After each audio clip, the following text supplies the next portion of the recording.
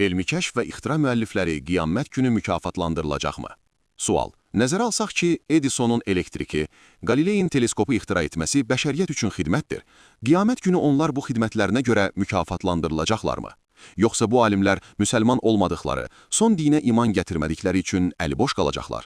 Cavab. Bu mövzuda İslamın məntiqini açıqlamazdan qabaq, uyğun mövzu ilə bağlı bəzi baxışlara nəzər salaq. 1. Bəziləri təsəvvür edirlər ki, cəmiyyət üçün faydalı olan bütün əməllər Allah qarşısında dəyərləndiriləcək. Onların nəzərincə, cəmiyyətə xidmət baxımından müsəlmanlarla qeyri-müsəlmanlar arasında heç bir fərq yoxdur. Allah ədalətli olduğu üçün bəndələrinin xidməti arasında fərq qoymur.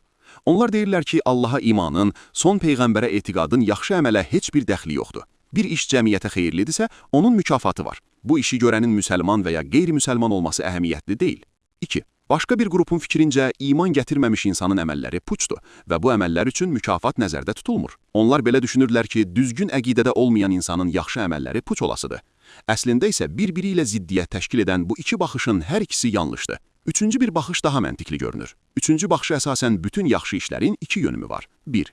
İnsanın özünə aid olan fərdi mənafi. 2. Bütün bəşəriyyətə aid olan ictimai mənafi.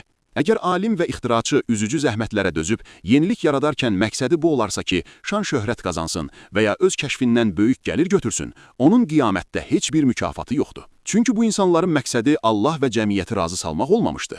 Onlar yalnız şan-şöhrət və var-dövlət haqqında düşünmüş, gecə-gündüz tər axıdaraq bu yolda çalışmışlar. Yox, əgər alimin məqsədi bəşəriyyətə xidmət etmək, onlara xeyir vermək olmuşsa, onun Allah qarşısında mükafatı vardı. Allah adildir və bütün yaxşı işləri mükafatlandırır.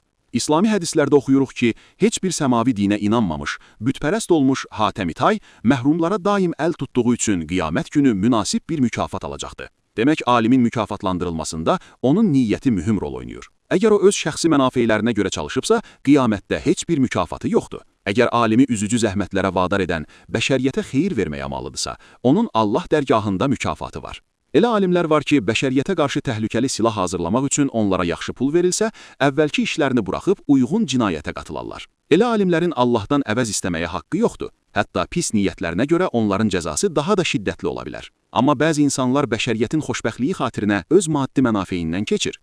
Şübhəsiz ki, cəmiyyətə xidmət üçün üzücü zəhmətlərə qatılaşan insanlar öz zəhmətlərinin mükafatını alasıdır.